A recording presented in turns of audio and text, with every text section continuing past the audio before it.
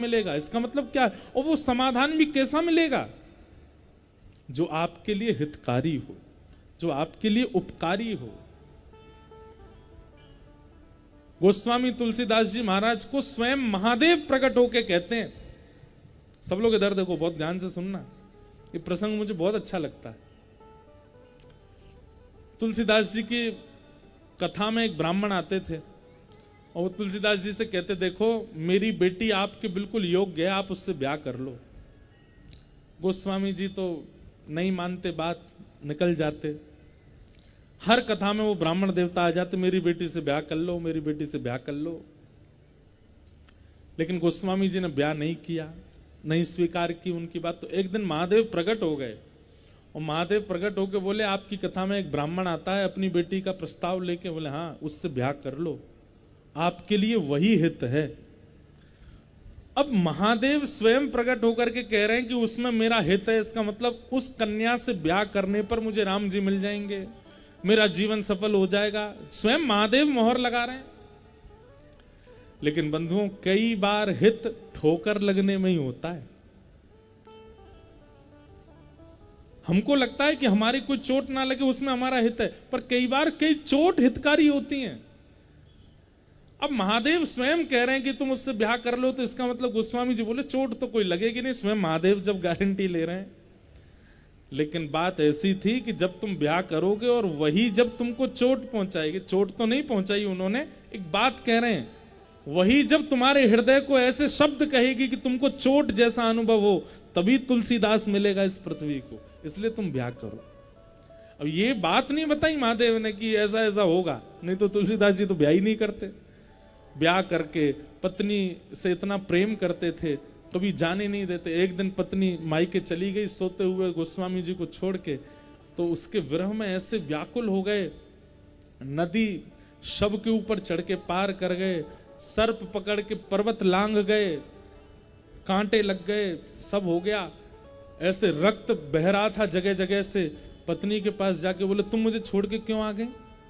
पत्नी ने कहा, आप शव पर चढ़ के नदी पार कर गए, सांप को रस्सी समझ के पर्वत लांग गए, कांटे लगे, ना जाने ठोकरें लगी, इतना रक्त बह रहा है, किसके लिए इतना? मेरे लिए।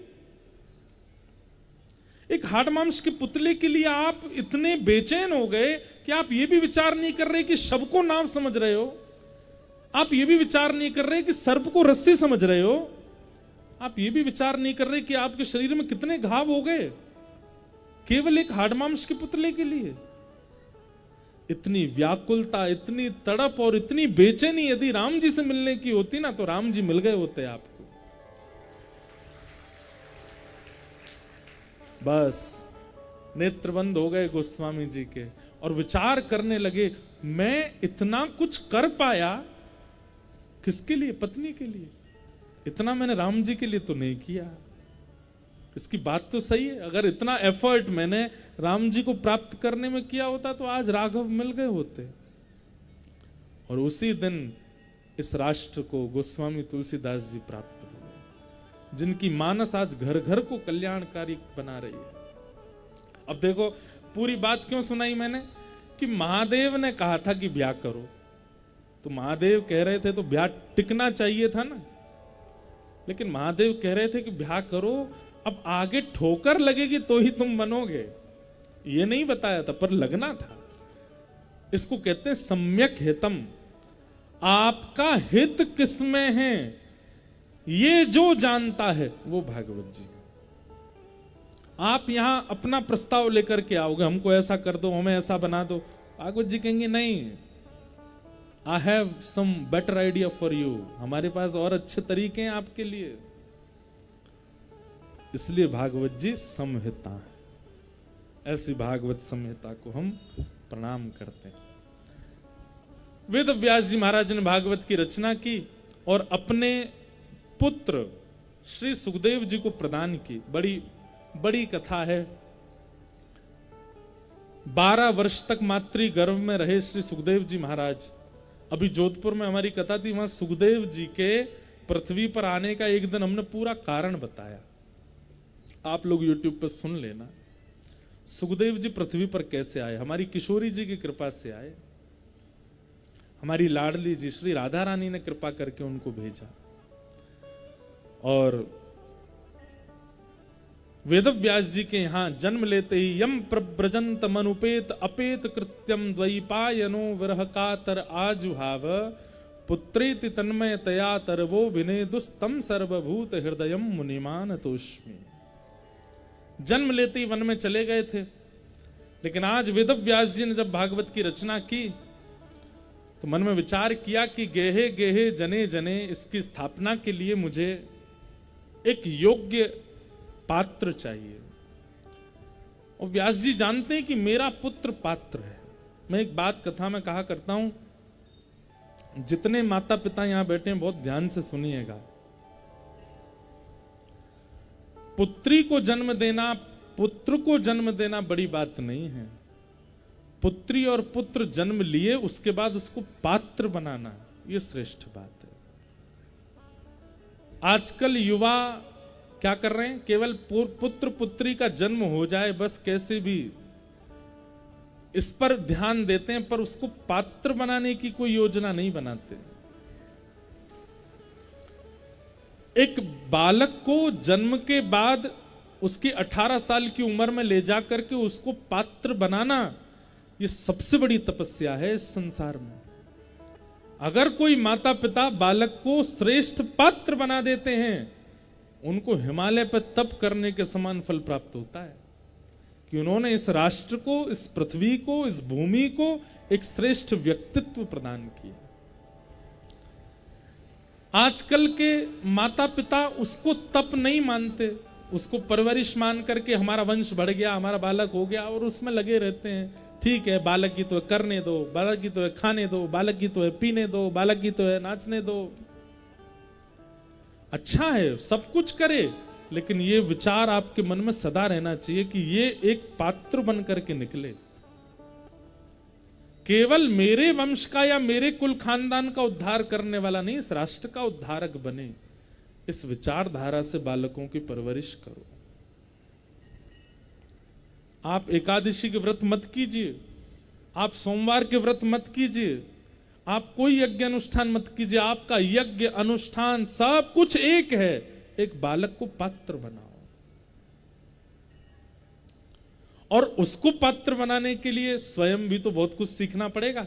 तो जब तक संतान उत्पन्न ना हो रही है तब तक खूब सत्संग श्रवण करो, तब तक खूब महापुरुषों की सेवा करो, खूब कथा श्रवण करो। और जैसे ही बालक का जन्म हो, 5 वर्ष की आयु होते ही आप ही उसके लिए संत बन जाओ, आप ही उसके गुरु बन जाओ, आप ही उसके राह दिखाने वाले बन जाओ। हम हमारी माता जी का स्मरण करते हैं, उनका नाम नर्मदा है। हम अपने पूज्य पिताजी का स्मरण करते हैं,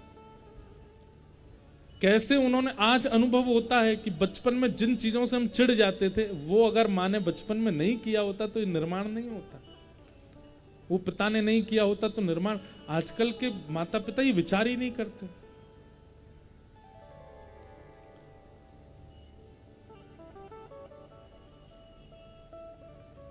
पात्र बनाइए, पुत्र नहीं। वेदव्यास जी जानते हैं कि मेरे पुत्र पात्र हैं, और उनकी पात्रता से भागवत जी घर घर जन जन में जाएंगी। तब नन्हे नन्हे बालकों को बुला करके कहा, हिमालय पर जाओ, और जब आप लोग पुष्प और तुलसी का चयन करने जाते हो पूजा सामग्री लेने के लिए वन में, तो फिर एक श्लोक गाते हुए जाया करो। बालकों को एक श्लोक रटा दिया भागवत जी के वेणु गीत का। वेणु गीत प्रारंभ होने से पहले ठाकुर जी के स्वरूप का वर्णन है कि वरहा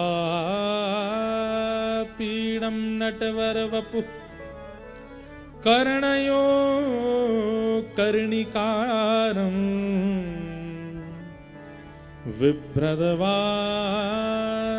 कनक कपिसं वै जयन्तीं च मालां रन्ध्रान् वेणोऽधर सुधया पूरयन् गोपवृन्दै वृन्दारण्यं स्वपदरमणं प्राविशद गीत कीर्ति। भागवत जी का भगवान के रूप माधुरी के सुंदर श्लोकों में सबसे सुंदर श्लोक है ये, वरहा पीड़म नटवर वपु। हमारे पूज्य नाना जी इसका इतना सुंदर वर्णन करते थे। वरहा पीड़म, जिन्होंने मोर पंखों का आपीड़ यानी कि मुकुट पहना है।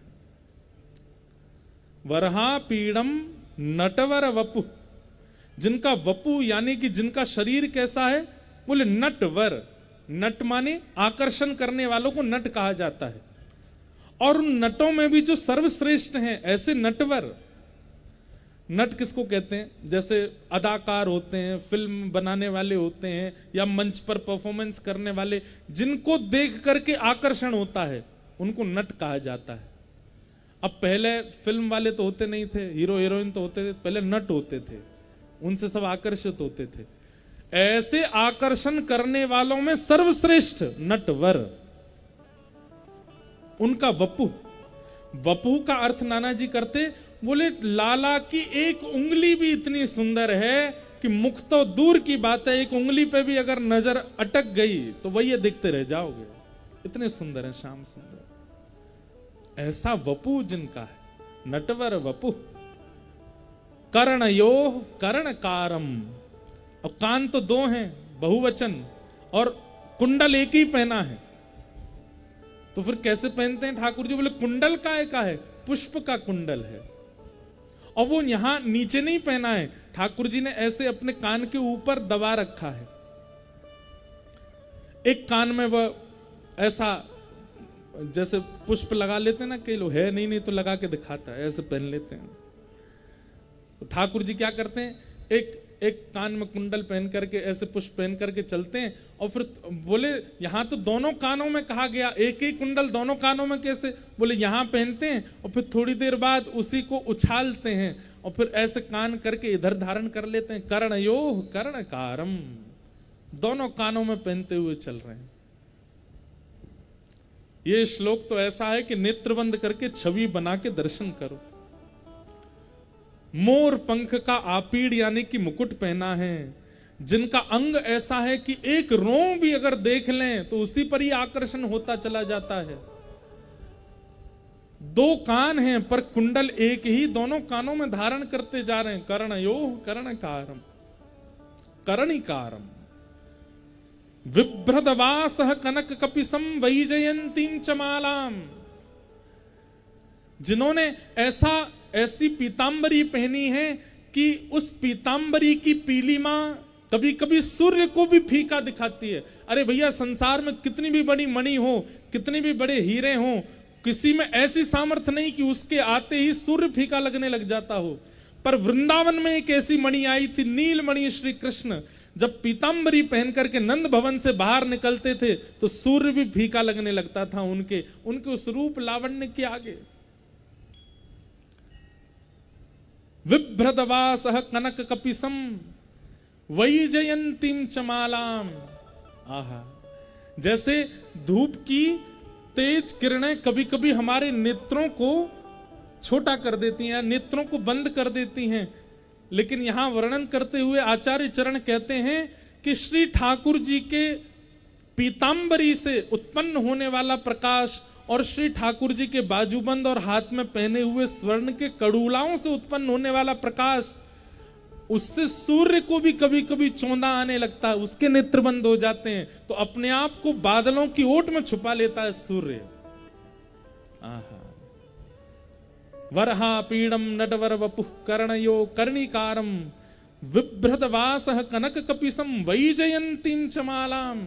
वैजंती माला पहनी। वैजंती माला किसको कहते हैं?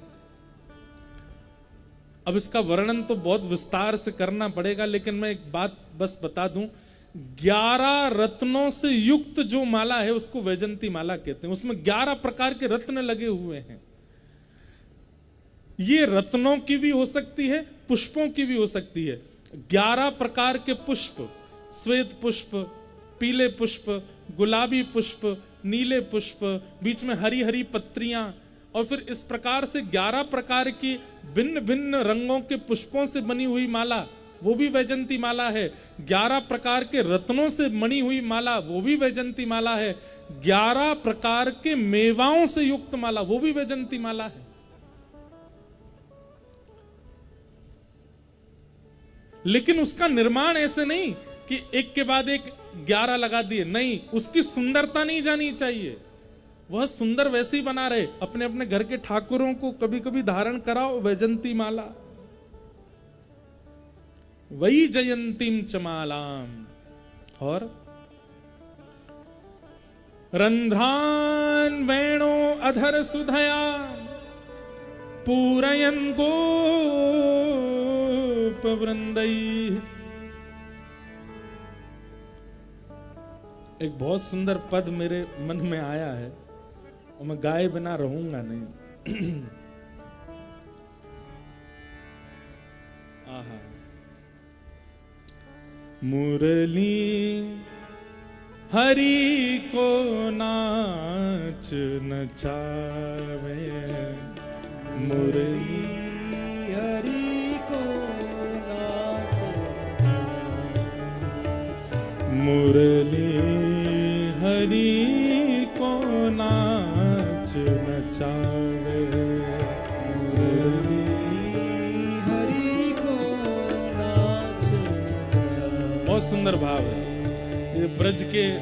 आज ये बात आई ना कि जबलपुर धन्य है कि यहाँ के गढ़ा में सेवक जू मारा जाए, और एकमात्र जबलपुर है जहां पर सेवक जू के लिए वृंदावन प्रकट हुआ।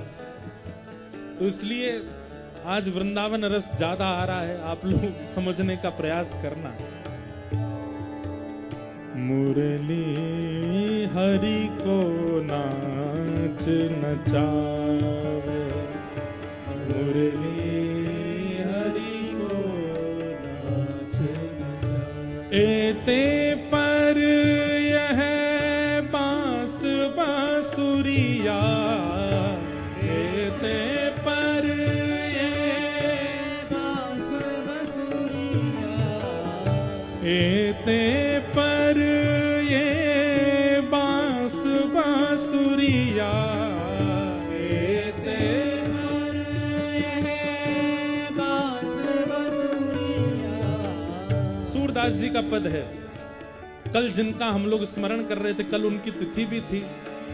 सूरदास जी कहते हैं कि भाई तुम पर शासन करने वाला तुमको कभी अच्छा लग सकता है? सब लोग इधर देखो, हम पर शासन करने वाला हमको अच्छा लगेगा? हमसे कहे उठ जाओ, उठ जाओ, बैठ जाओ, सो जाओ, अब खाओ, अब पियो, जिसकी आज्ञा के बिना हम हिल नहीं सकते, वो शासन करने वाला हमको अच्छा लगता है? कभी अच्छा नहीं लगता। यहाँ पर अगर स्कूल के टीचर बैठे हो तो बुरा नहीं मानना, पर स्कूल में बच्चों को टीचर कभी अच्छे नहीं लगते, क्योंकि उनकी आज्ञा के बिना कुछ कर नहीं सकते। लेकिन श्री सूरदास जी कह रहे हैं गोपियों के भाव से, एते पर ये बांस बांसुरिया, एते पर ये बांस बांसुरिया।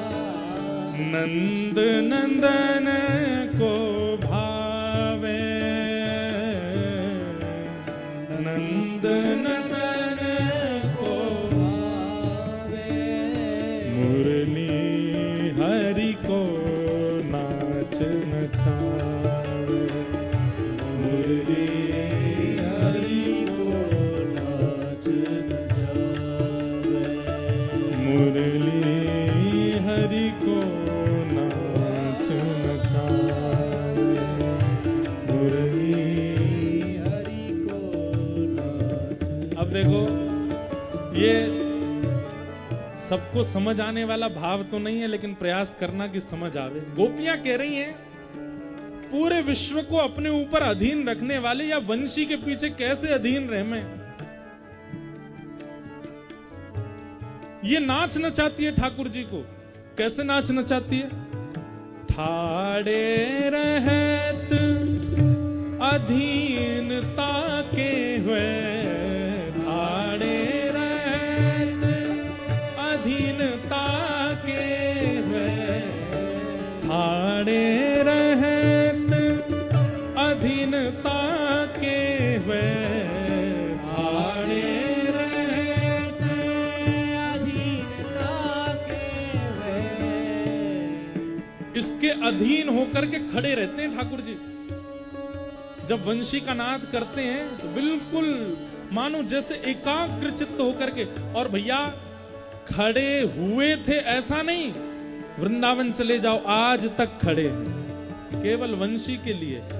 मुद्राओं में कोई और झांकी नहीं है ठाकुर जी की, सबसे विशिष्ट झांकी कौन सी है, ऐसे ही खड़े हैं। वंशी के लिए आज तक खड़े हैं।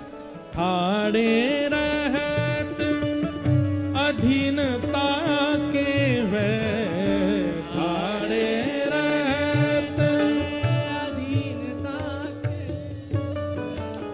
सकुच न बोलत बातें,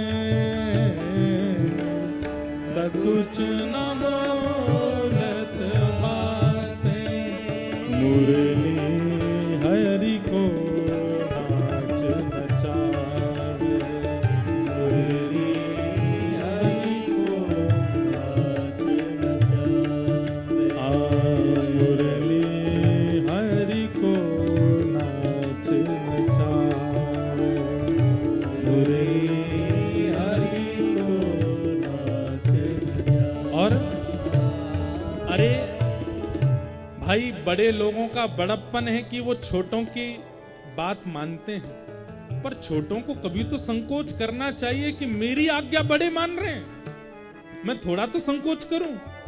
लेकिन ये वंशी बिल्कुल संकोच नहीं करती है। क्या कह रही है, वह निधरक आज्ञा करवावत, वह निधरक आज्ञा करवावत, वह निधरक आज्ञा करवावत, आज्ञा करवावत।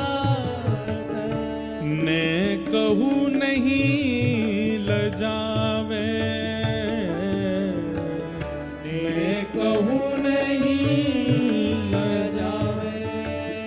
और जब जानत आधीन भय हैं, जब जानत आधीन भई, जब जानत आधीन भय हैं, जब जानत आधीन भई, देखत ग्रीव नवावे, देखत अब ये भाव समझने के। गोपियां कह रही हैं, एक तो उनसे आज्ञा करती है और आज्ञा करने में बिल्कुल भी लजाते नहीं है। दूसरी गोपी बोली, ये आज्ञा करती हैं, ठाकुर जी मान जाते हैं, इसका प्रमाण क्या है? बोले प्रमाण ये कि वंशी बजाते बजाते बजाते बजाते उनकी जो गर्दन है वो टेढ़ी हो जाती, ग्रीवा ऐसे झुक जाती है, वंशी की ओर अधीन हो जाते हैं। अरे ये भी कम नहीं है, उसी के अधीन रहते हैं, पूरी बात मानते हैं उसकी। वंशी हरि